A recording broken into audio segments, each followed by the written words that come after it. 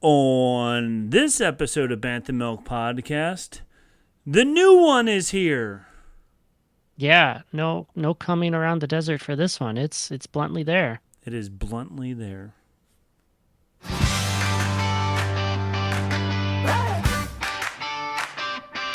It's the Bantha Milk Podcast. Yeah! Pour a glass of that blue milk, we know it's gonna last. With Rob and James behind the controls, discussing Jedi, Sith, and all the plot holes. Every week we're back, can't be denied. Got the hot takes flowing and the canon clarified.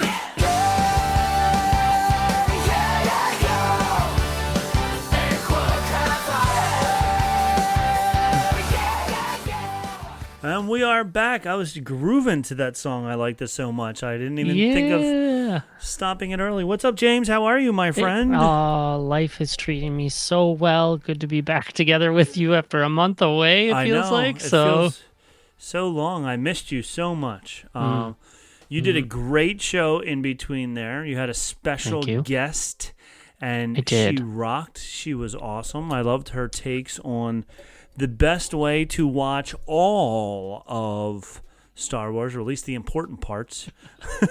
Or just watch like a little bit of it so you can go from episode 2 to 3. Yep. Yeah, just so there's something in between there also. 17 extra hours in between there, but not all 56 hours in between there. So that's awesome. So much, yeah. It's so amazing. much. But yeah, so she did a great job. So thank you. She's I'm feeling she's already petitioning. She started at change.org out there to get me off the show and have her permanently on the show. You'll have to go look and search and maybe sign a couple petitions to find out for sure. So That is right. That is correct. But we are back. You and I are back. And of course, you know, it's the summer. There's nothing exciting going on except one thing. And this episode is all about not even Star Wars, but the comedic parody of Star Wars that is known as Spaceballs.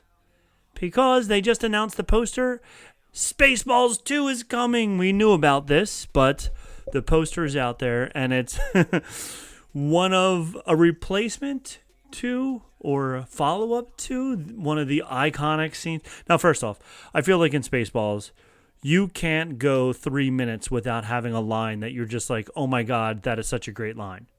So much good parody throughout the movie. So in the first one, when they were sent the people down onto whatever the desert planet, the Tatooine lookalike, the Tatooine lookalike planet, then they were told them to comb the desert. And they had 3 different groups of people. 2 people had a very wide comb. 2 groups had a very wide comb. And 1 group had a pick. And the lines were so funny. And then the poster for the second one is that pick that says Spaceballs the new one. And in the pick, they are making a giant 2 in the sand. Is just awesome because it's a great teaser. Such a great teaser. My friend and I, we say that line all the time. We ain't found poopy. But we say that to each other all the time. It is so, so funny. So we're going to tell you what we know, which awesomely is not much because they are trying to keep it under wraps, which I like. But there's a little out there. There's a little out there. We can teaser their teaser. Yes, that is exactly what we'll do. We will do some teasering of their teasering. But before we do that, you have a beer, I have a beer. Yes. You have a... beer from Elliot Ness. I have an amber lager. This is Great Lakes Brewing. Always treating me well, but look at that guy. He looks awesome. Like he knows how to enjoy a lager. So. He sure does. He almost looks like the Marble Man. Is he like playing guitar, or is he just? No, he's just standing there, hand in the pocket, looking tough. So belongs in either a western or a noir film. That's right. He's awesome. And when you first pulled it up, it looked like because of the colors. I was like, "Oh, is this like a Tatooine beer?" Which would have been perfect for the trailer. Would have been awesome. But yeah, no, just a cool Western can there. And I still have 3 of these left, the Hell or High watermelons from the 2-1A. So nice. I definitely have to drink this because it's so good. I love it so much. No time like the present. No time like the present. So let's crack our beers open. Oh, mine spilled all over the place. It sure did. Cheers, my friend. I'm a little fizzy, so I gotta go. Okay. So good. All right. How was yours? Because we already talked about mine 17 times already because I love it so much. I mean, how do you stop, right? Yeah. Mine was good. There's a little more bitterness to it than I expected out of an amber lager. So, but I'm still going to savor it. There you go. I love it very, very much. Love it so much. So before we get into all the main show stuff, I did just get back from Disneyland. And the park's awesome.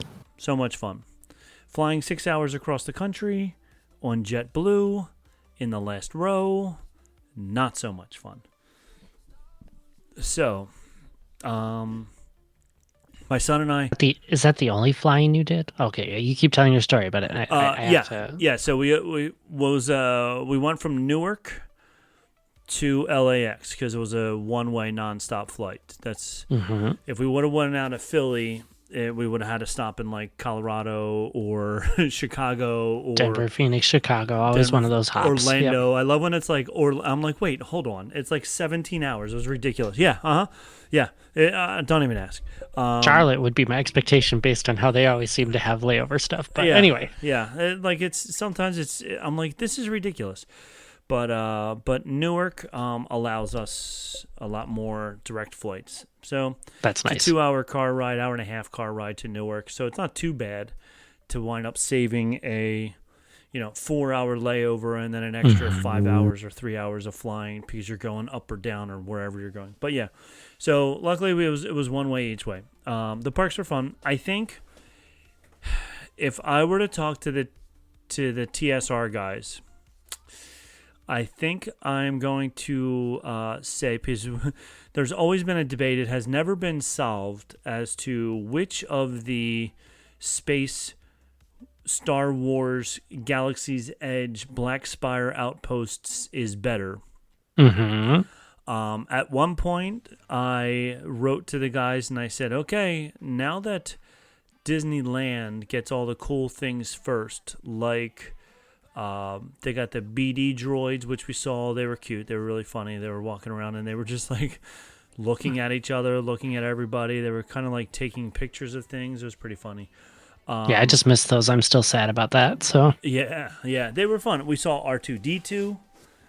Yeah, and it's funny. I was looking for which guy was controlling R2-D2.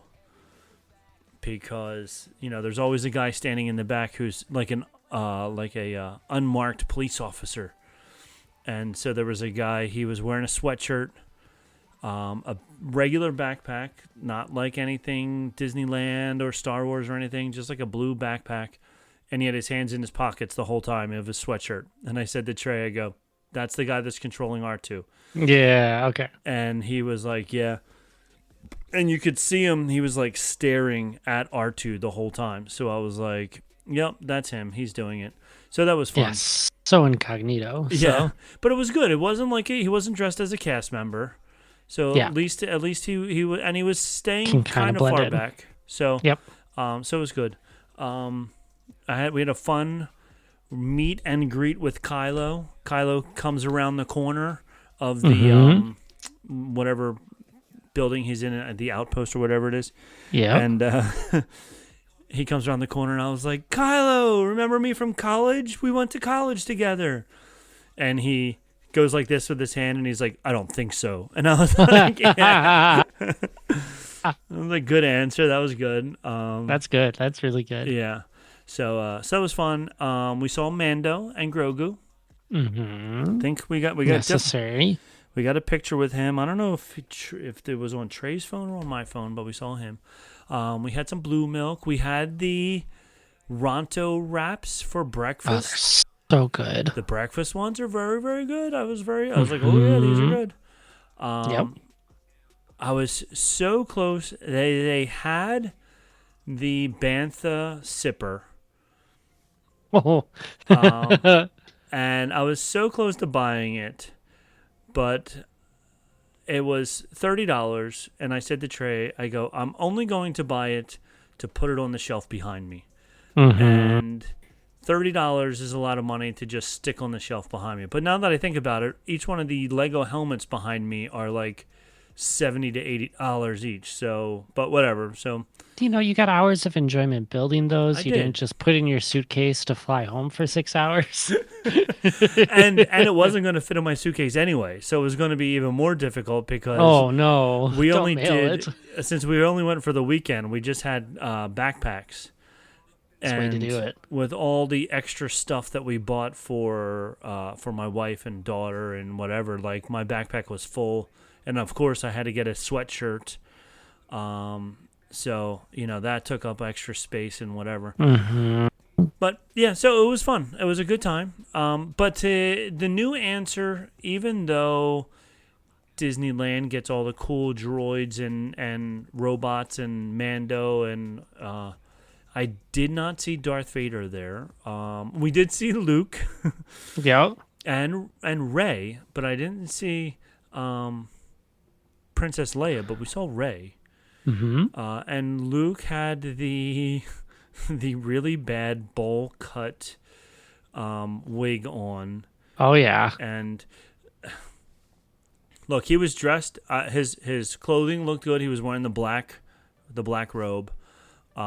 He was very good talking to people and very good with his pretending, his cosplaying, his acting was really good. His mannerisms. His mannerisms and everything. Did not look like Luke Skywalker at all. Yeah, that's a tough one, right? Yeah, it was and we talked about this before about the face characters. It's like, it's like, okay, that's pseudo Luke, but for the kids, it's Luke, so that's all that matters. It's perfect. It's for the kids anyway. Supposed to go there and have your imaginations. That's so. right. That's right. The And girl. to your point, That was good. I don't know if they've pulled Darth Vader out of the Chase Disney card meetup that they do in Tomorrowland. So Okay. I don't think they've changed that one yet. So Yeah, he wasn't over there. And then we saw they had a giant, like it was weird in the meet and greet where you go, which is in. I guess we went. I think it was in like the Carousel of Progress, the old Carousel of Progress building. yes, But like you walk in there and half the lights are off. They had some like Star Wars stuff behind ropes far, far away. Yep. And there was a Darth Vader full size, like 6 foot or 7 foot tall, like almost like the Kenner action figure from 1979. Oh, cool. In there. And at first I was like, why does Disney have the goofiest looking Darth Vader ever? And then as I got closer, I realized like it had the leg grooves and then the lightsaber came right out of his hand and stuff. And I was like, oh, okay, that makes a little bit more sense. That does. So yeah, so that's where we saw Kylo in there. So it was fun. But to finish up my long story that I haven't stopped talking, I think now actually the tunnel in Disney World that you go through from what used to be Muppets area, whatever that's turning into, that you go through a tunnel into Galaxy's Edge. That tunnel is longer. Yeah. And because it's longer, it really gives you a little bit more separation. Like, you almost can't see both ends of the tunnel at the same time. So it's like where the one in Disneyland, like, it's, 10 feet, 12 feet, maybe 20 feet, whatever. But I feel like the one in Disney World is probably twice as long as the one in Disneyland. Does the Disney World one, I haven't been to the Disney World one, so I don't know the Hollywood Studios. Does that drop you off in the outpost, or does that drop you off by Resistance Base, or is there there's a third entrance, right? Yeah, it drops you off by the outpost, by the, Okay. Kylo Ren's shuttle and everything. Yeah, down there. So it's the bridges are on the opposite sides. The tunnels are on the opposite sides. So so you go through that tunnel, then you come around the corner where, like in Disneyland, when you come around the corner, you can still look back and see whatever's behind it, whatever land you're leaving when you go in there, and it's like, So I think because of that tunnel, I think I would say that the Disney World one is better. But who knows? Whatever. That's just my opinion. Absolutely. So that's my rundown real fast of Galaxy's Edge. I'm sure if you listen to Spokes on the Hub Crawl, the ladies over there are going to make me, because I don't have any problem talking, are going to make me tell the whole Disneyland story. Did you fly with the Mandalorian and Grogu while you were there, though? We did. Okay. We did. We flew with the Mandalorian and Grogu 3 times. Did you get to see all 3 planets? Yes. We saw at least. Yes. You would have seen Bespin. Yes. We saw Bespin. The Death Star. And no. you would have. It was the Death Star explosion remnants over Endor. Yes. Yeah, and I do remember the second time that we went that we saw like different planets. Sounds like, ooh, this is finally different than the first time. So yes. Yeah, and then so we did that's do great. that. So that was fun. We piloted the first time. We were the gunners the second time, and then the third time we went all the way back and we were the engineers. Engineers. Oh man, you did the whole thing. We did the whole thing, yeah. And it was funny because with we got there rope drop. We did it rope drop, and we were the only 2 in the ship the first time. So it was just the 2 pilots. Wow. Yeah. So like our score was horrible because everything else was just on like autopilot. So the guns were shooting whenever the engineer. I don't even know if the engineer thing was working or not. Sure. Yeah. But yeah, and then the second time, everybody was fighting over not piloting. It was really funny because there were 2 people in front of us, and they were like, "We don't want to pilot. We're afraid to pilot." And we were like, "Well, we piloted last time, so we don't have to do it." And then the other 2 people, it was a girl and her either boyfriend, fiance, whatever, but they were younger, and she was like, "I don't play video games, so I don't want to pilot." He's like, "I play video games." She's like, "Okay, we'll pilot." Nice. So they got to pilot. So it was fun. Grogu and Mando was a good it was a good little interaction. Did you do it with Mando and Grogu, or no? I have not ridden Millennium Falcon Smuggler's Run with them. Okay. I've just seen them wander around the park. So. Okay. Yeah. So it was fun. They there's the classic lines in there. Grogu, stop touching that button or whatever. Yeah. So it was cute. I've heard there's like a Grogu cam if you're the engineer as well, that you can kind of look at Grogu doing stuff. I'm like, this is just fun. So yeah, like they have the little windows on the side, or like the little LED screens on the side for the engineers and the gunners. And when he's not there the whole time, because some of the times it's like telling you like what to do, but when Grogu does silly things, he does pop up on those screens as well. So that is cute and fun. So we did that. We were waiting in line for Rise of the Resistance, and it broke. So we left that one. We didn't get anything for that. But when we left, Soren broke on the second day. The second time we went, we saw it once early on. And then the second time we went to see it, it broke the second time. So they gave us a free fast pass that we wound up using on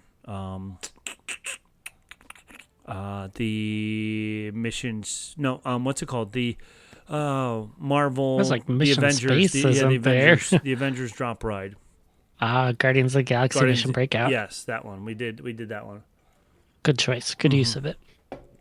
We did that ride 3 times also. The third time was park closed at 10. We were in line at 9:58. Yep. And we were so exhausted. Both days we walked over 12 miles. Both days, each day. So it's easy to do. So. Yeah. And especially when we started zigzagging, like, oh, this ride's over here. We got a fast pass over here. We got a fast pass or lightning lane over here. Lightning lane over there. So 12 miles each day. By the end, we were just like, especially that second day, we're standing in line, and I'm just like, do we need to do this again? Like, I just want to go home. My everything from my waist down hurts. And you were just walking on concrete and hard surfaces all day. So it was fun, though. It was actually the best one. The third one was the best one. It was really, nice. really fun. That's the thing, like, the people riding that ride, everybody gets really excited. They're yelling and screaming. And I think the difference is between that and, like, the one in Disney World is the one in Disney World supposed to be more, like, scary and, like, not somber, but, like, ghost and blah, blah, blah, whatever. So, like, when the ride actually starts, people aren't, like, pumped up for it as much. But, like, when Rocket plugs in the music and some song starts playing, whatever the song is. Already begins. Everybody's like, yeah! And I'm like, oh, my gosh. Like, they get way into it. So, all right. 2 hours later. Yeah. Hey, trip reports are important. So trip reports are important. So it was fun. I loved Galaxy's Edge. We had a good time. We didn't do anything with the magic bands. We didn't have the magic bands, but we did do all the rides. We didn't really go into many of the things because we did it before. Like, we built the lightsabers before. We were going to do the free build your lightsaber experience, but where you don't get your lightsaber. But then we backed out of that. We didn't do that anyway. So you would have went home with the lightsaber, let's be honest. So. I know, and that's the problem is we would have been like, dude, this one's so awesome, we have to keep it. Which is why I think they do it. I think they're like, no, you can do it for free. And then here's a cash register right as you leave. If you want to just throw your credit card down, you can take it with you. It's totally fine. It's right there. I mean, you already built it, so you might as well take it home at this point. So, yes. So that's that. So that's my little trip report. It was fun. I did like it, and it was funny. Trey was like, look, for right now, we can, I don't know how much it was, $300, $600 more, whatever, $300 more. We can get a whole year's pass. Like, we can do it. It's just right there. It's right there. Waiting for you. Yeah. And I was like, if it wasn't for the $600 airfare from, New Jersey to there, the 6 hours on the flight each way, and then, the hotel and the car and everything else that you have to get, it's worth it. But Florida, for us, 2-hour flight as opposed to a 6-hour flight. So it's almost like I'd rather do it there. Yeah, a lot more accessible. Exactly. All right. So that's that. So we went through all of that. Now you get to do some things for us. Tell everybody, now that I did the trip report, what else is on this network? You know all those things. I don't. I've never heard of them before. You haven't. Yeah. Ears Up has been so busy since our last episode. Yeah. So there's plenty of content if you haven't been engaging. The main Ears Up podcast did their new show, Pilot Problems, Autopia, Utopia, and more is what they have that one dubbed. Buena Vista Boys are back with No Deposit, No Return from 1976. The Supreme Resort has the case of How Much Do You Like This Song 1, which looks like it was only a 7-minute episode. So that was the song that somehow didn't make it into their last podcast. So yeah, so very brief episode in their world. Yeah, considering they're normally 2 to 3 hours. So, yeah, exactly. PewniePod is back with their monthly update, looking at Daredevil, Born Again, and a few other things going on in that universe. And Fantasyland Draft League is back with their 6th episode, asking all hosts about their perfect park day. And if those aren't tickling your fancy, you could also look to Scraping the Vault and find some of those episodes that they have released about those movies. All of that on the Ears Up network. Yeah, the Fantasyland Draft League was really good this time. Not that it hasn't been really good every other time, but I really enjoyed it this time. They Ryan threw in an extra caveat where it was you had to plan your perfect park day, but more like a sports thing where you have to draft a quarterback, a running back, whatever. You had to draft a food, a snack, a ride, and nighttime activity. and then you had, I think the 5th round was just like potluck. You could pick whatever you wanted from all of those. Nice. So it was fun. It was a good thing. I liked it because it added an extra twist in there where it was like, you can't just say, you know, I'm going to pick 10 rides. It was like you needed a ride, you needed this, you needed that. So Absolutely. yeah. So before we go on, it's summertime, folks. Summertime. I first finished Tarkin. Yes. So we can briefly talk about Tarkin because I know James was a big fan of this book. So big fan of that one. Read it also. This was a good book. This was fun. I like reading the books because, and I like James Lucindo. He's quickly becoming my second favorite Star Wars author, I think. Yeah.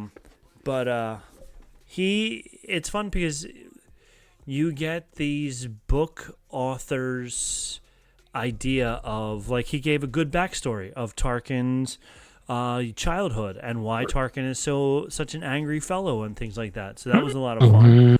And then it also, you know, like, you could make a whole series out of this because it just encapsulated, once you got there, just encapsulated like one mission after that, which was awesome. So easy to do that. Yeah. So yeah, I find that book so fascinating because, like, Grand Moff Tarkin's just such an interesting character. Like, you look at him on the Death Star and every other ship that he gets on, it's like he's not like the other people, and so it may not be super well explained that he is a political figure, not a military figure.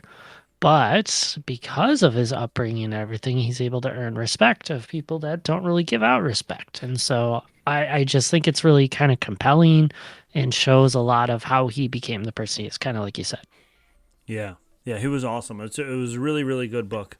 I enjoyed it a lot. I highly recommend it. And it is fun, you know, getting other stories of Star Wars. And it would be, I mean, I guess this is canon if you want to say so, I guess. Like, are books canon, per se? Yep. Yeah, so books are canon unless they've been dubbed Legends. Okay. Anything that's come out since Disney's bought it, basically considered canon. So this is what we call canon. Yeah. Doesn't mean that they can't take and change it for the screen, because I think movies and TV shows are where they prioritize what's truly canon, but books still in the canon universe. So yeah, so for now, like, this is a great, if you want to know who Tarkin really is, this is a great way to find out who Tarkin really is. And then I started this one. Ooh, I haven't Sanctuary. seen or heard of that one. So. Yes. It's a hardback, so it must be new because there's no way I would buy a hard. I got it on Amazon, and I don't normally buy hardbacks, but so this came and it was a hardback. It's a Bad Batch story. It's fun. I really like it a lot. It takes place probably like halfway through. No, it actually takes place. I don't remember when it takes place. I apologize for that. Does it say? Good Soldier knows. Well, it takes place after Crosshairs is gone. So, yeah. But in the middle of the changes, Hunter still has Tech, Wrecker, and Omega. He's on the run from the Empire, and Echo's off on a mission with Captain Rex, and Crosshair is still Crosshair. It seems his small family might have finally found a safe place to land, far from the increasingly vigilant. Thank you. Eyes of the Empire. Pabu, their potential island home, is in desperate need of resources. Okay, so this is after it ends. Okay. Yep. The island, they need resources, so they wind up doing another mission type of thing to go get the resources, and things happen in the mission. They pick up some. Hunter just wants to do the one thing. Just go, let me do this. And that's then, what he does. That's what he does. And what's her name? The girl who always Omega. Yeah. She's like, oh, I got another one for us. This is real easy. We just have to pick up these two people and just take them to this planet on the way. They're basically like an Uber service. And of course, it's never wrong. That easy. Yeah, it's not as easy as it looks. So it was good. I really like it so far. I'm almost all the way through it. It's a good read. Lamar Giles is the author. I never read any of his books before, but it's a good book. I really like the way he writes it. It's easy reading for me, which is what I like. I don't like a hard reading book. It's a nice, easy read. Agreed. And I give the authors a lot of credit because they, if you're reading it yourself, when they have the dialogue of the characters, they have to make sure that they write the dialogue the way the characters would have said it in the movies, or like similar to the way they say it in the movies and TV shows and stuff. Especially pulling in like these existing characters, like Yeah. that's hard to do. Yeah, it's very hard to do. And like I'm reading it and I'm reading Wrecker's voice in my head as I'm saying it. I'm reading it the way Wrecker says it and stuff. Yes. So it does he does a really good job with that. I really enjoy the way he writes it and all that good stuff. So so that's that. So I'm almost on Sanctuary. A little vacation got in the way there of me finishing it'll happen. But that's okay. That'll happen. It was worth it. So that's that. So now, books, done. Ears up, done. I have a couple of news. Since this show is all about Spaceballs, I have some Spaceballs news for us. Oh, great. Star Wars news. Star Wars news. Star Wars news.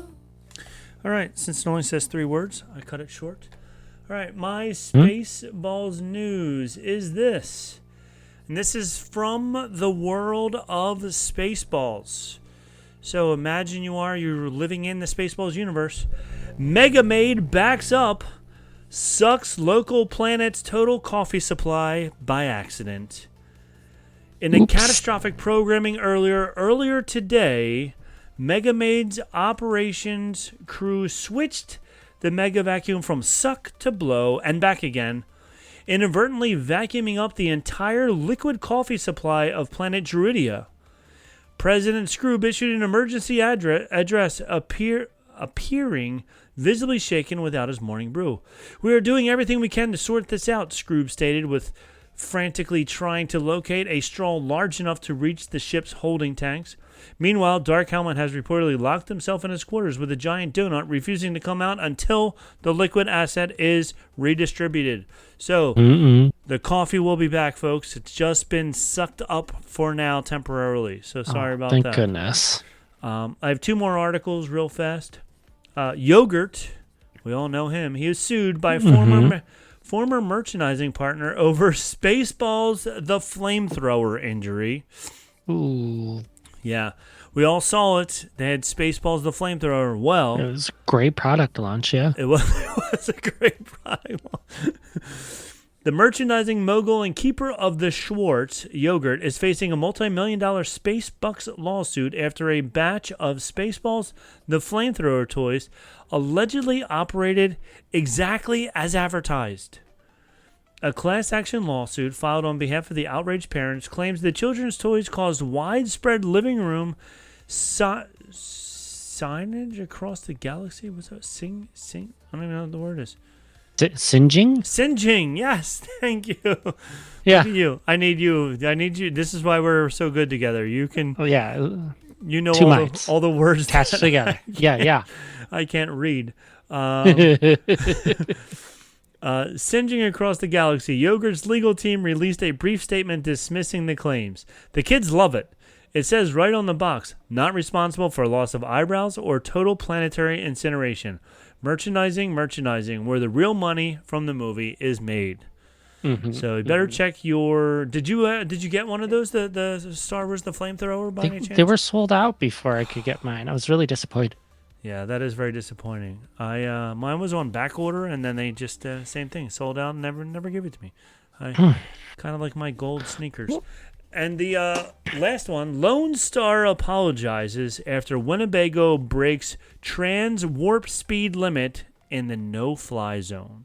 Ooh, shouldn't have done that. Yeah, shouldn't have done that. So Galaxy hero Lone Star was issued a hefty citation this morning after his 1986 Winnebago was clocked traveling at ludicrous speed through a strictly enforced, quiet, cosmic neighborhood. Galactic Highway Patrol pulled the flying RV over just past the coordinates for Sector 7G. According to the police report, Barf the Mog attempted to eat the officer's radar gun, claiming it looked like a hairdryer. Lone Star blamed the incident on a faulty hyperliquid Schwartz engine upgrade, though witnesses claim they heard a collective, "We're completely lost," echoing from the ship's intercom. Those are my 3 Spaceballs news reports. Incredible. Yeah, so very, very important details. Very important details. So keep an eye out for them. Yeah. Do you want my Star Wars news reports? Sure.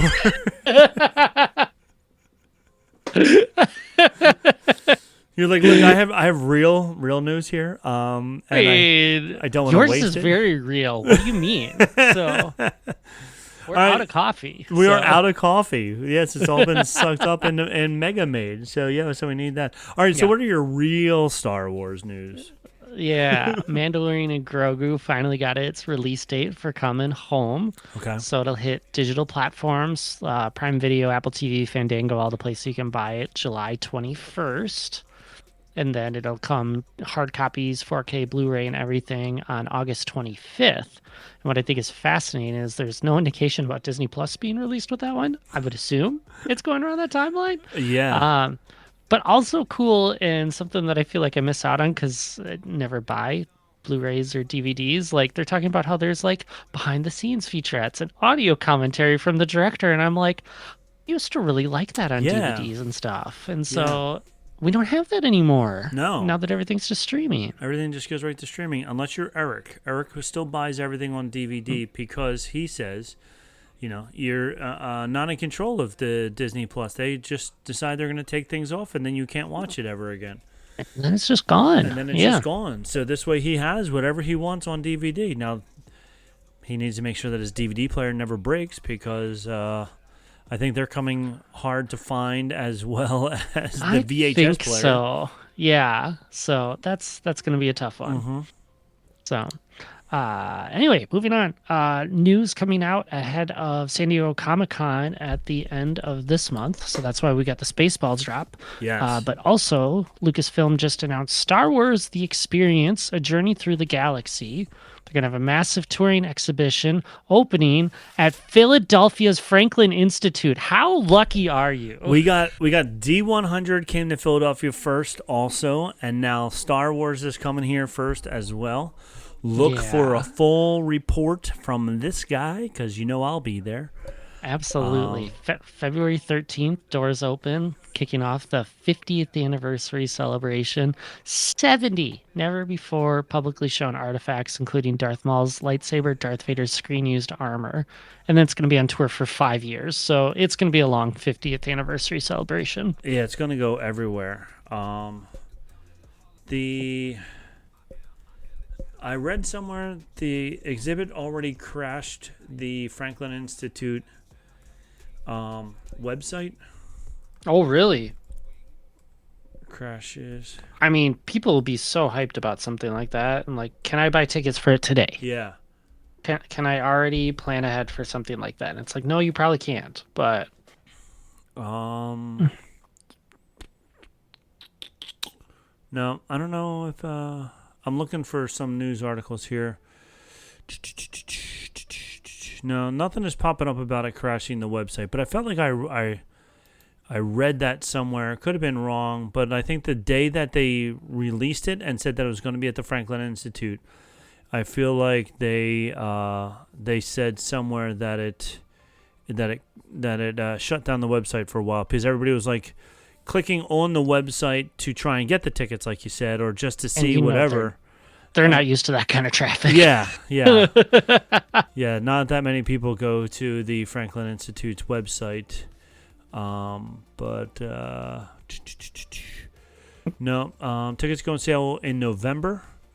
Pricing has not yet been announced. Franklin Institute will reveal additional details of the first rendering of the exhibit during a panel at San Diego Comic-Con on July 24th. So that's going to be really cool if the Franklin Institute, which is the Philly museum, has a whatever exhibit or panel at San Diego Comic-Con. But I guess it's probably going to be more of the Star Wars. It's going to be about the Star Wars experience. Yeah. And they're just going to say the Franklin Institute maybe 1 or 2 times in there. Yep, absolutely. But so I'm excited as well, of course. I mean, all these unseen things before, definitely want to go check it out. The one thing, did you see the Disney 100 one? I did. I saw it in Munich, and I saw it in Chicago. Oh, wow. Okay. Yeah, it just happened to be there when we were traveling around Europe. That is really funny. So we bought one of the D100 pins that is in German instead of English. And I'm like, that's really look cool. at that. Die Ausstellung. So the one thing that I understand why, but if you looked at all of the things that were, stapled to the wall, it said that they were all replicas of, Walt's first drawing of whatever, Yep. And I understand why there were replicas of it, because if they were real, people, especially starting in Philly, there wouldn't be an exhibit. Yeah, y'all got a wrap. Yeah. It would not, even Disney fans are ripping stuff off the wall and whatever. So by the time it got to Chicago, there would be like 7 items left. So I understand that. But at the same time, and it looked legit and whatever, but it just said in the corner, replica of or whatever. So that was a little disappointing that you were, it's kind of like the Walt touched it in Disneyland, but like I think Tag and Eric brought it up one time where they were like, at this point, because I think they saw the Haunted Mansion, the portraits, the growing portraits. The stretching room stuff. The stretching room stuff was like on eBay or whatever, or was like at an auction, and they were like, no, but then deep in the auction description, it said this is like the 5th generation of this or whatever it was, and it was like, okay, so really anything that's there now didn't really get touched by Walt at this point because it's all been fixed, replaced, and whatever. So it's kind of like the same thing. Like this hasn't been touched by George Lucas, or this hasn't been touched by Walt in the Disney 100. But you just know that this is what it exactly looked like or whatever.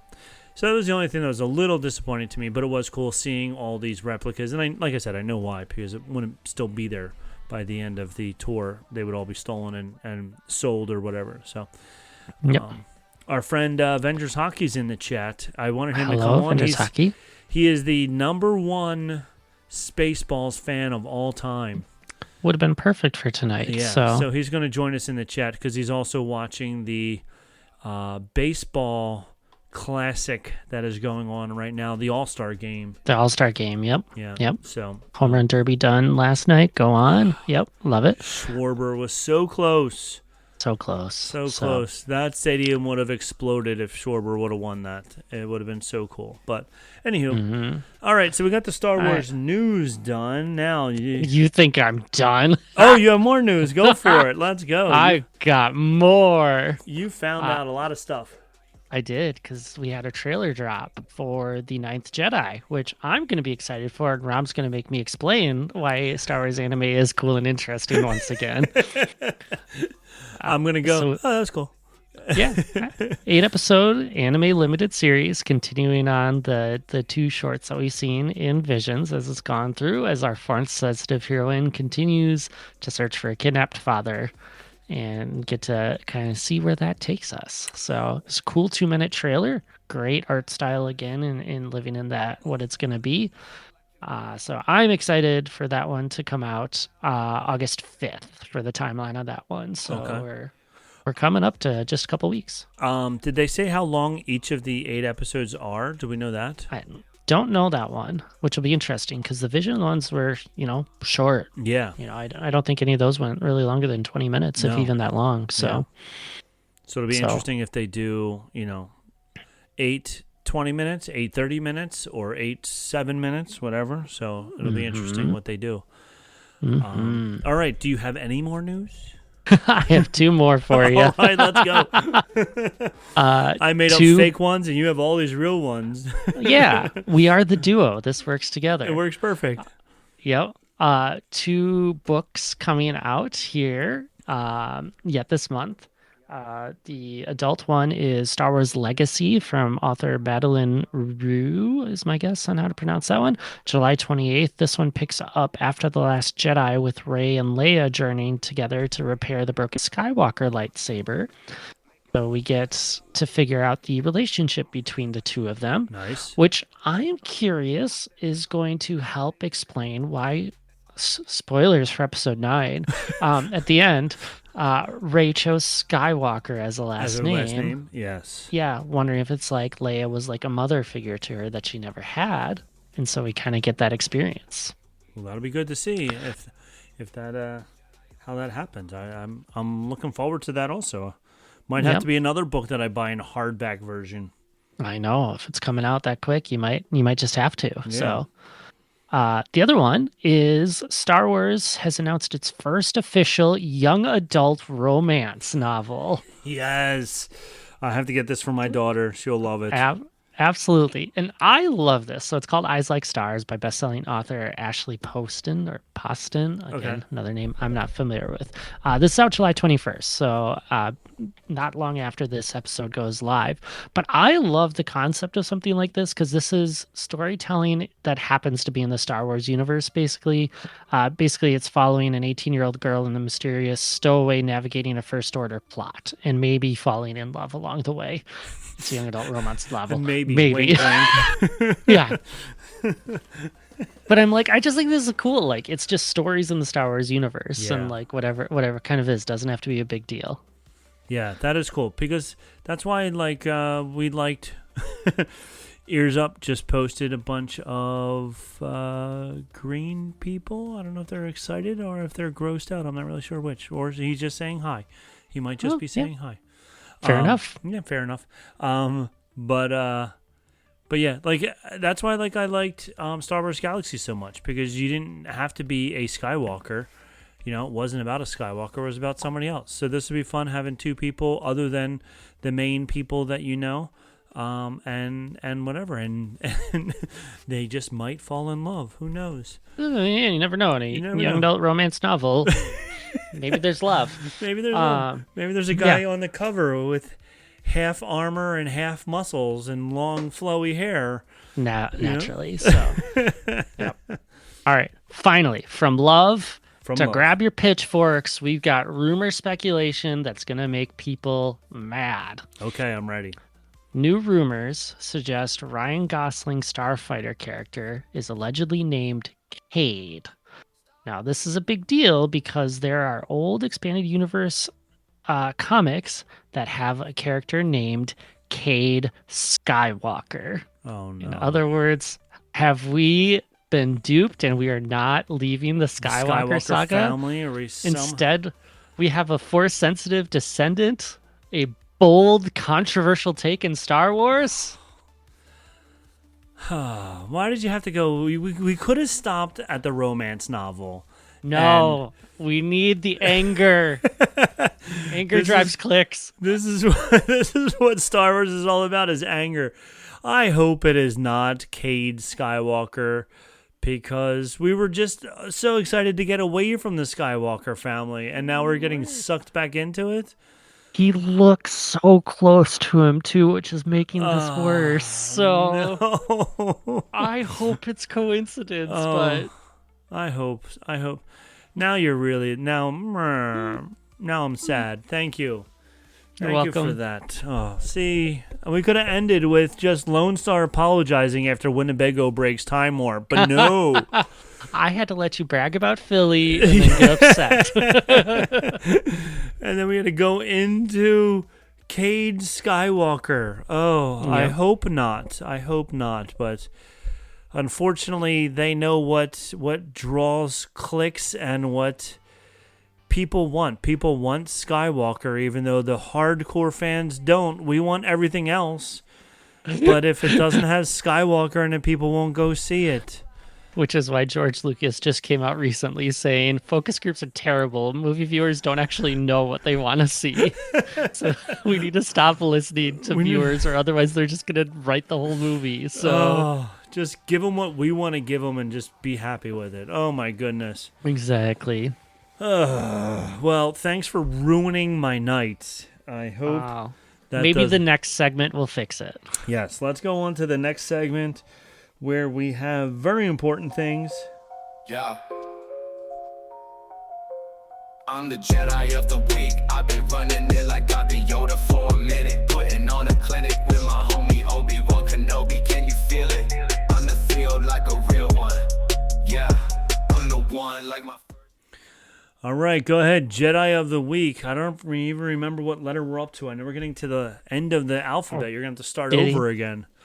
No, I might just go random. Who knows? But last week was W. I can't find anything with the letter X. They're all like ships and droids. That's so funny.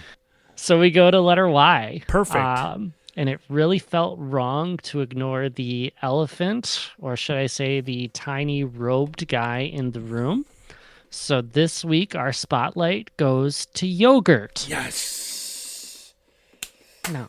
Perfect. Because if you weren't going to do it, I was going to do it. I had the Wikipedia up here.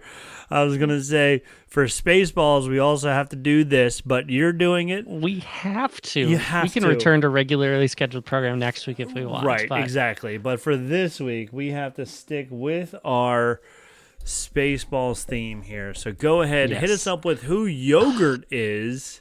So he's not technically a Jedi. He's not technically in Star Wars. He's Mel Brooks's gloriously unsubtle parody of Yoda, some other person, running a merchandising empire out of a desert temple and trading Lone Star in the way of the Schwartz.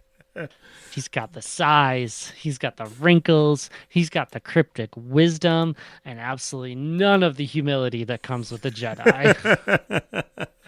Yoda deflects attention. Yogurt has a gift shop with my face on everything. But I mean, that's the joke, right? That is the joke. Spaceballs is a spoof on lightsabers, Death Stars, can joke that ancient wisdom can be merchandised, mysticism sells, and even the wisest mentor figure in the galaxy on some level can be a brand. He sure was. Merchandising where the real money from the movie is made. So, obviously, appropriate time to do this. Yes, 100% appropriate time. If Jason's still there, I want to make a shirt that says Spaceballs, the bootleg t-shirt, because you can't have the official Spaceballs, the t-shirt. So this is the space. This is the one you get outside the concert on your way out. Incredible. The one for $10. The one that looks almost nothing like the $60 t-shirt that you're buying inside the concert. This is the $10 one that the people throw when the cops start chasing them around the parking lot. They just ditch all their merchandise. But yes, I want just go Spaceballs, the bootleg t-shirt. That's all it says on it. It's just real big. Incredible. So we need to get that going for us because that's what merchandising is all about. Yogurt was actually 8,542 years old in the when we see him. Nice. He resides in a cave on the moon of Vega, and the Dinks acted as his servants. The Dinks were awesome. Dinks. So Yogurt showed the heroes the Schwartz ring, so he doesn't have a lightsaber. He has just a ring. The ring.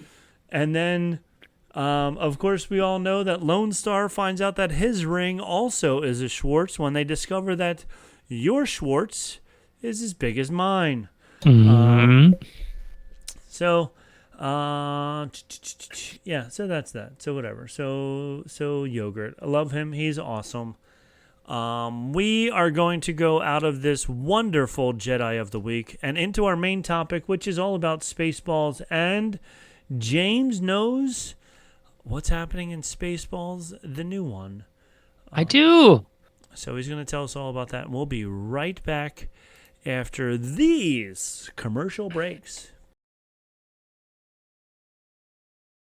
It's 1938. The 2-week pay period is invented. But then the world got faster. Faster travel, faster delivery, faster everything. Except our pay. Until now, with daily pay, everyone can access money they've earned when they need it. Yes, this is the future of pay. Daily pay. Work with the leader in on-demand pay at dailypay.com. Transfer fee may apply.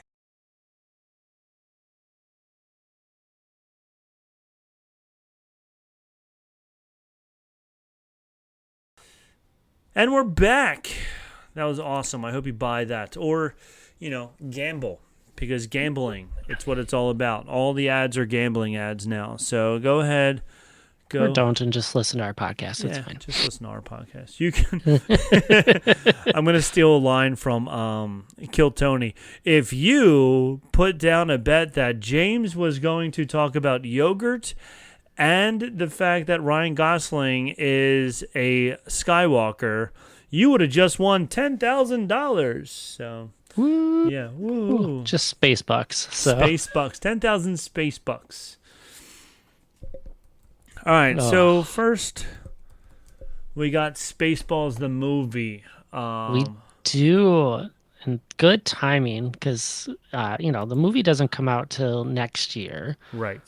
Allegedly, it finished filming last December, is probably still in some post-production, but probably pretty close to being done at this point with that much time, depending on the editing team, of course. And so they're pulling it together.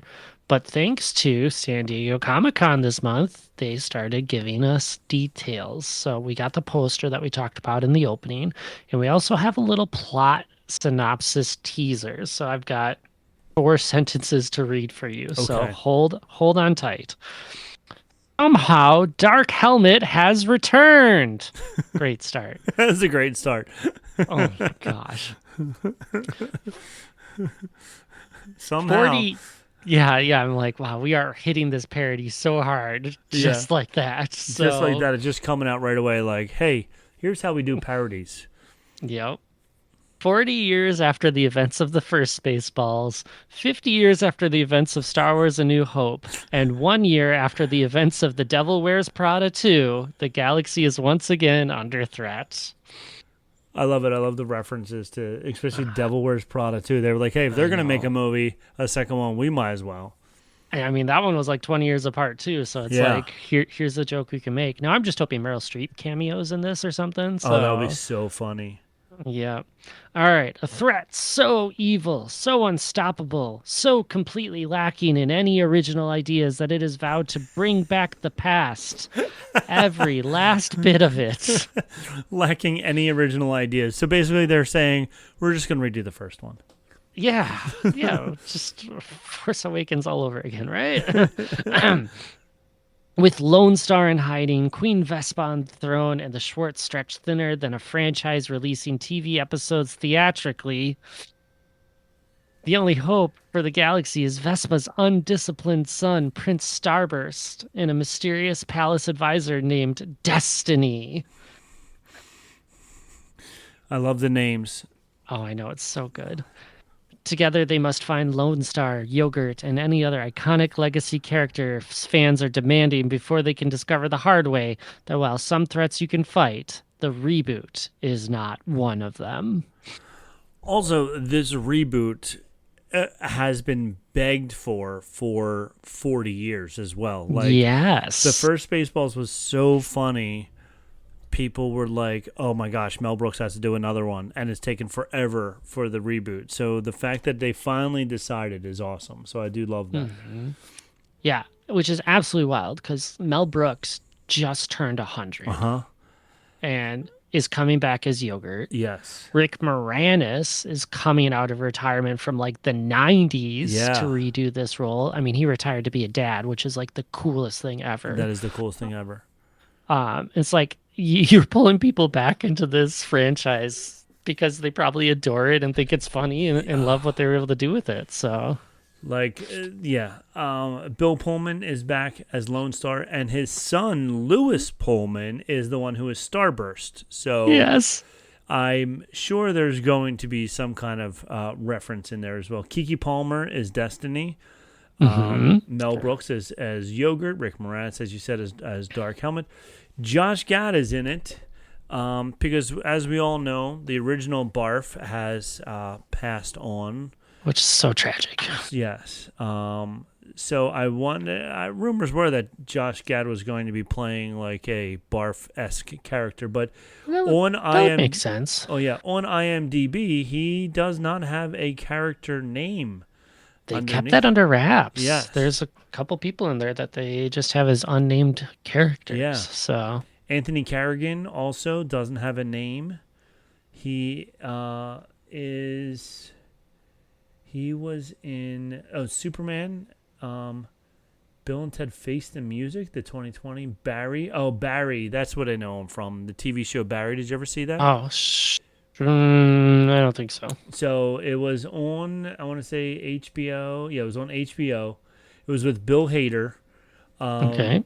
Bill Hader was he in the Mafia or something like that? And I don't remember, but he was going to like improv classes or something like that. And Anthony Carrigan was one of the Mafia guys also. And I don't know, it was a comedy. It was pretty good. But yeah, so I'm like, I know I recognize this guy from something. That's what I know him from, is he was in Barry. Had to just dig, right? Yeah. Eventually it shows up, so. Yeah, so he doesn't have a name. I do like that Daphne, I don't know how to say her last name, Zuniga, Princess Vespa, she's back. There's a new person, Liz Kingsman. She is Rebecca. George Weiner is Colonel Stardust. He's back. I love the fact that they're bringing back as many people as they can.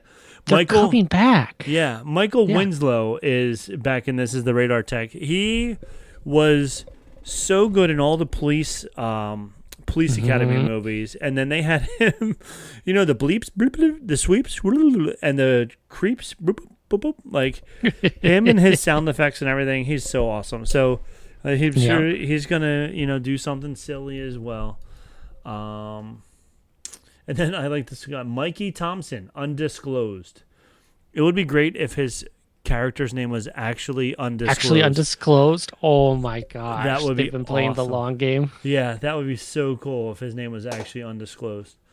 Yep. So Mel Brooks, even though he's 100, he's been doing a lot of interviews because of this, and still as witty as ever. So I'm sure with him writing, Josh Gad is funny. I know. I don't think Mel Brooks wrote this one. Oh, no? It's Josh Gad and Dan Hernandez and Benji Sammet. Yeah. So I'm sure they probably like collaborated or at least corroborated to get the spark. They had to. They got some kind of ideas from him, I'm sure. Oh yeah.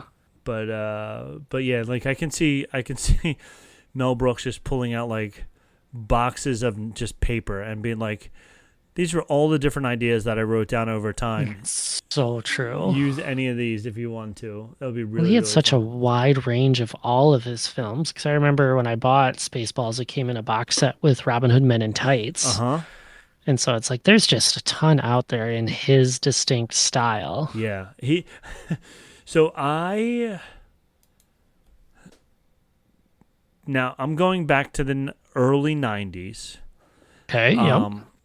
I remember I was taking a TV class, and we had to do a report on a person, like somebody, whatever. And I did my report on Mel Brooks.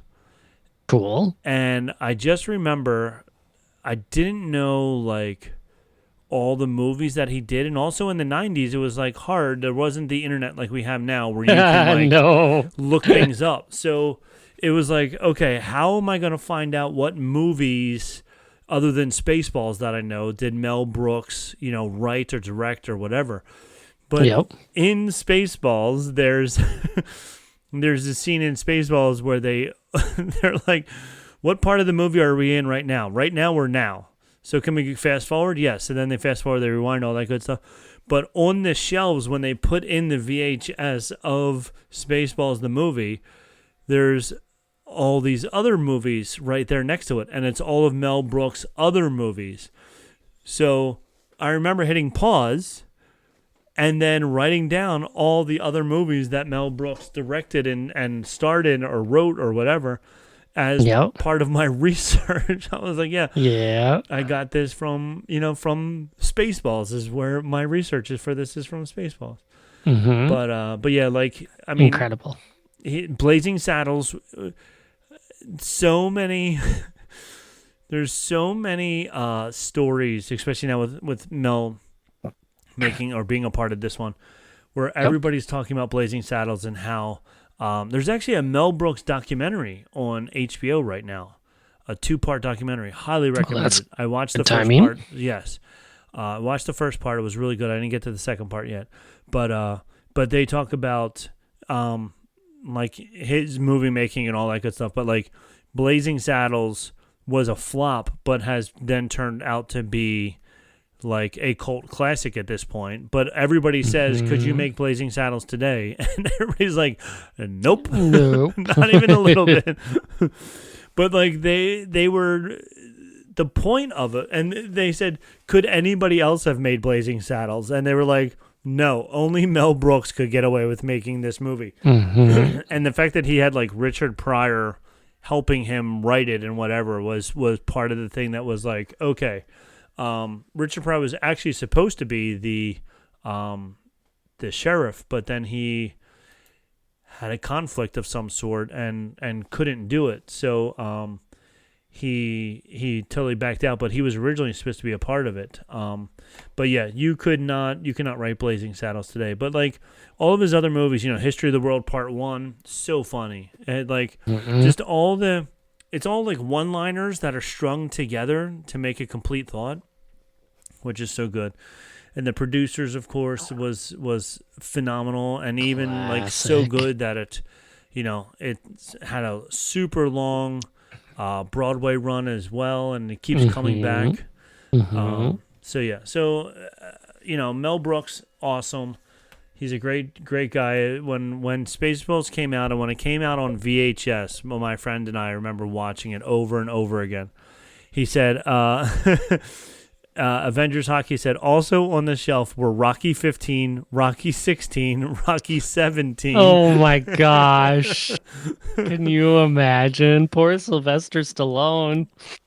I remember it was and I think it was like a picture of like a super old man, or like Rocky 17 was like a super old man. Had to be. So the original Spaceballs was just awesome. It was so funny, and even for like as a Star Wars fan, you watched it and you were like, "Wow, this is really good. This is really, really funny."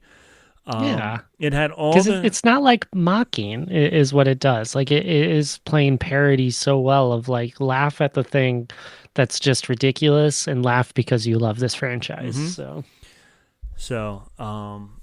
I can't wait for all the new. I'm just like looking at the clips. It's like they've gone to plaid. Was just such a great line. Oh my gosh! Yes. So many great one-liners that were in. Ludicrous Speed, like you talked about, was such a good one. Yeah. So Spaceballs 2. The poster came out. We have to wait until Comic-Con, which is, when did you say it was coming up? July 24th is their panel, but like we don't know what's going to come there. If they'll have a trailer, footage, maybe they'll tell us who Josh Gad is playing. Like we'll know by our next episode of what that is, but it's like not exactly sure. So here's my question to pose to you as we think about this like franchise not rebooting, not coming back because it's a franchise expansion film. Right.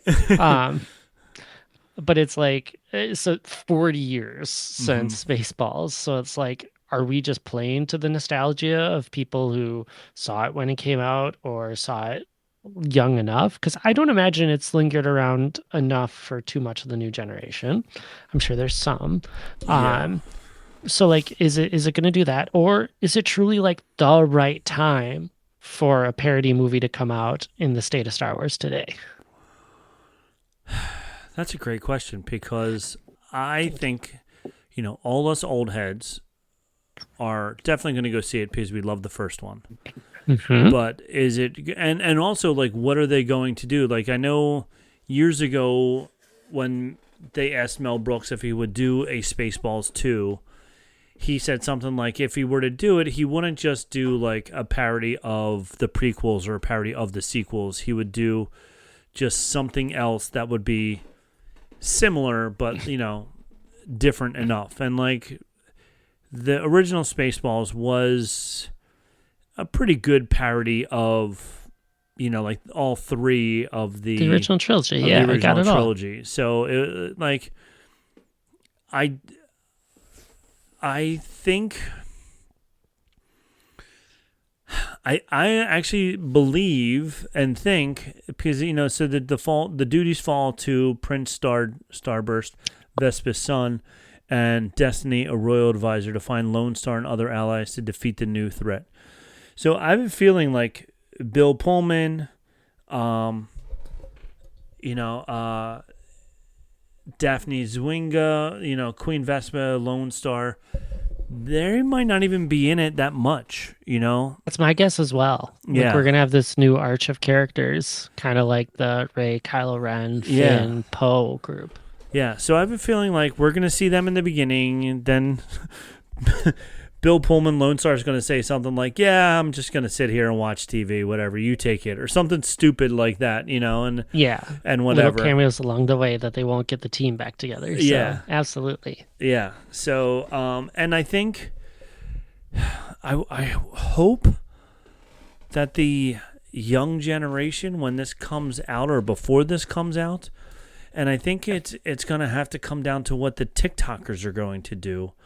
If enough TikTokers start throwing out clips of the original Spaceballs or start referencing it enough, then the kids are going to be like, "Oh, this movie's awesome. I don't know why we didn't watch it before," type of thing.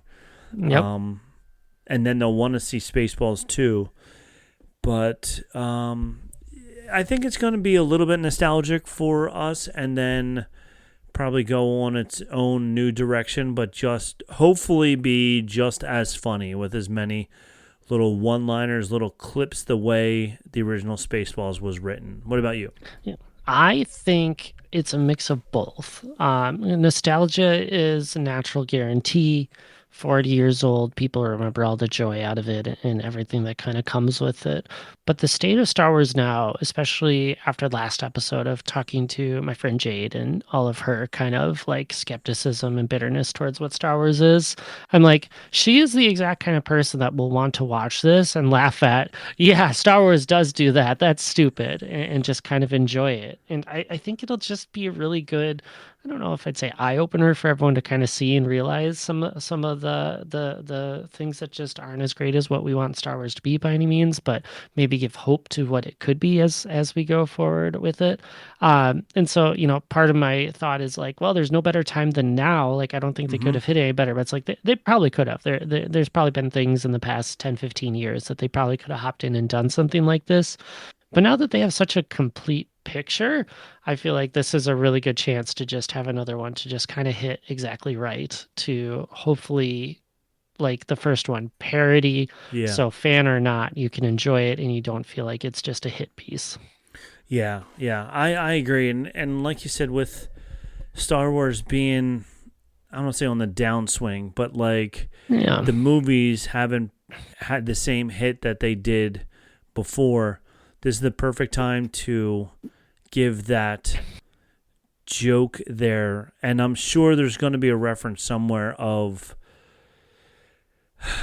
not insulting George Lucas and not insulting Star Wars by being like, yeah, you're not as good as you used to be. But like some kind of reference there will I'm sure will be in it somewhere, whether it's big or small or whatever the case may be. Wonder if they make like a fourth wall joke kind of thing of like, oh, get time for a new director. Oh, this director stinks. Bring back the old director and we'll just retcon everything. That would be great. Or like the director walks out onto the set and he's like, can you stand over here? And then even like it would be funny if like Mel Brooks then comes out and goes, you're fired. And then they bring somebody else on and he goes, how about you stand over there a little bit? All right, go, action. Like that would be that would be funny as well. Yeah. So unfortunately, we don't have a lot. We just have Hopes, dreams, yeah. wishes. So Maybe the Schwartz will be with them. hoping the Schwartz will be with them. I'm looking at the Wikipedia page right now, and it says production in 2013 interview. In a 2013 interview, Rick Moranis said that he and Mel Brooks had discussed a potential sequel to Spaceballs, with Moranis pitching the title Spaceballs 3: The Search for Spaceballs 2. Oh, that's so funny. So when I was in high school, we had a creative writing class, and we asked the teacher if we could make videos instead of like writing and like acting it out in the class, and the teacher said sure. Yeah. So I love it. So we made No Frills Skit was our first one that we made.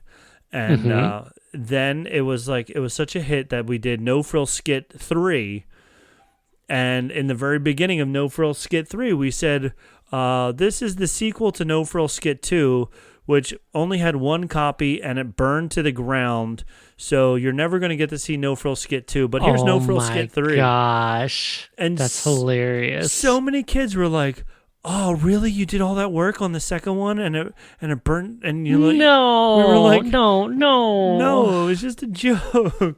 So they're that gullible and skeptical. So sad. Yeah. Oh, so funny. So, however, he and Brooks were unable to structure a deal that would allow the project to move forward. In February 2015, Brooks said that he would like to make a sequel to be released after the next Star Wars film and hoped that Moranis would reprise his role. At the time, Brooks said the film may be called Spaceballs 2: The Search for More Money, based on a throwaway fourth wall quote from the first film. Yeah. However, during an interview with Daily Blast Live in 2020, Bill Pullman said, "It's up to Mel. Ask him if he has too much money, and that's why he doesn't want to do it." In 2024, it was reported that Amazon MGM Studios was developing a direct sequel to Spaceballs, with Josh Greenbaum directing and Josh Gad, Dan Hernandez, and Benji Samit writing the screenplay, with Gad also cast in the film and Mel Brooks producing. During the COVID-19 pandemic, Gad was asked to do an episode of History of the World Part 2, which he enjoyed, but then he realized that his daughter had not seen any of Brooks' films. So he showed her the original Spaceballs film, after which she asked if they could see the second part. He explained to her that there was not one, and she pointed out Yogurt's mention of such film, to which Gad explained to her it was a joke. But then he went to bed and dreamed about what a possible Spaceballs sequel could be about, leading to the genesis of the new one. That's so funny. Yeah, which started with Gad as he then approached so many collaborators, particularly Brooks and Moranis. In June 2025, it was announced that Brooks, Pullman, Moranis, and Daphne Zeringa would be returning for the sequel, with Kiki Palmer and Pullman's son, Louis, joining the cast as Destiny and Starburst. Brian Grazer was also announced to be joining the production team through Imagine Entertainment. It was also announced that the film would release in 2027.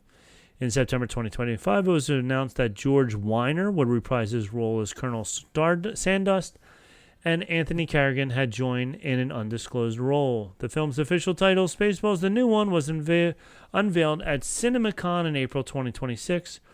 Brooks joked that it was no longer called The Search for More Money because he had found the money in his basement. That's funny. That is funny. One of the film's jokes displayed in the CinemaCon footage was a parody of the Na'vi from James Cameron's Avatar franchise using a urinal. Gad did not ask Cameron for permission, as he felt the spoof was in the grand tradition with Brooks films, such as the Alien parody in the original Spaceballs or the Godfather parody in Robin Hood Men in Tights. And unlike those from scary movie films, they are all part of the fabric of the narrative. So there we go. That's all from Wikipedia about the production and the 13 years plan to make this movie from all the way back in an interview in 2013 all the way on. So I think it'll be interesting with Josh Gad kind of helming the writing. Like, I know it's Josh Gad and this other writing team, because Josh Gad doesn't have a lot of writing credits. No. It's been TV series, and then there were two like shorter movies or TV movies in 2009. But other than the animated series Central Park in 2020 through 2022, no writer credits. So this is kind of that big step into what it could be. And then there's potential that he's working on a Muppets movie as well. But this could really solidify how well he can be more versatile than Broadway and film, kind of in the characters that he gets shoehorned into. So yeah, it is interesting. Like some people, like even Jim from The Office, John Krasinski, because he wrote that movie, The Quiet Place. Well, he wrote The Quiet Place, which was really good, but then he also wrote If. Imaginary Friends. Yeah. Yep. And like that one, I felt so bad because he was like, I wrote this movie for my kids, and he was like really trying to tie it into the emotional, like how much he put into it and how much he cares about it and blah blah blah, all this stuff. And then it was like it was a flop. It was so bad. So I hope, like the same thing, like Josh Gad being a writer, like, and not really writing that much. Hopefully, I mean, I think he's funny. He's a funny actor. Other people disagree. I won't mention Jason's name. He's not a fan, but I think he's a funny actor. But I also think like Disney is like over pushing him on everything. So I think that's where like it's like, okay, you can only have so much Josh Gad in your life. I think we're getting out of that era of Disney having like the one thing that you have to see, because like they did it with Frozen, and like it would be so easy for them to be doing that with like Moana right now. And Moana is prominent, but it's not everything. Yeah. And so I'm hoping we've learned. Yeah. You can have too much of a good thing. Yeah. And also I think because Moana's Rotten Tomato scores right now are so low, I think Disney's like The Rock is really trying to push it, but I don't know if Disney is as much. Yep. So so it will. I want this movie to be super funny and super good, because I love the first one, love Mel Brooks, and it'll be awesome if it is really good. Hopefully, with the other writers as well, they're a little bit more seasoned. That's the word I was looking for. Yeah. And then with Josh will be able to throw in a lot of quibs and a lot of little things, and they'll be able to make it all fit and work. So I'll be curious, because like Spaceballs has the nice thing of like interesting story to go through and incredibly quotable. Like you were talking about that right away. And I feel like a lot of these movies are kind of hard to do both. Right. And I'm like, if they can do one of them, I think it'll be good enough. If they can do both, iconic. Yeah. Because like you think of what movies are like that, like Old School, so many lines, Super Bad, Tommy Boy. Yeah. Oh my God, Tommy Boy, The Hangover. Like, yes. So many movies have that style. So many great lines and whatever. So, I just typed in the best lines from the original Spaceballs. And it's like, you of course, caught their stunt doubles. I can't breathe in this thing. Just like, before you die, there's something you should know about us. Lone Star, what? I am your father's brother's nephew's cousin's former's roommate. What does that make us? Absolutely nothing. Like, just prepare ship for ludicrous speed. Ludicrous speed. We were told that this is one that, like the poster is, we were told to comb the desert, so we're combing it. It's Mega Maid. She's gone from suck to blow. I'm Mog, half dog. I'm my own best friend, which is so funny. Yep. Funny, she doesn't look Druish. I mean, come on. Like, from Mel Brooks, in the documentary on Mel Brooks, I think he has said the word that he is Jewish probably 100 times in that documentary. So, he was like, we got to throw this Druish in here. Absolutely. We're doing this for a boatload of money from Barf, but he didn't say boatload. May the Schwartz be with you. The one you said earlier, merchandising, where the real money from the movie is made. So yeah, so many lines that are just so great that you just like, and then once somebody says it, you right away Spaceballs. You know. So, yeah. So hopefully they can do both, just like they did in 1987 with the original one. So I don't know. All right. Anything else you have about Spaceballs for us? I think that's all we need to talk about. Otherwise, we're just going to start quoting the whole movie, and we don't have time for that. We don't have time for that. Go watch the movie. It's awesome. Go start quoting it yourself. So, all right. Well, with that being said, I think I don't want to wait till 2027 to see it. So, but we're just going to have to, I guess. So, I have to. From all of us here, we have spoken. May the Schwartz be with you. I mean, we have spoken. See, I see your Schwartz is as big as mine. We should have.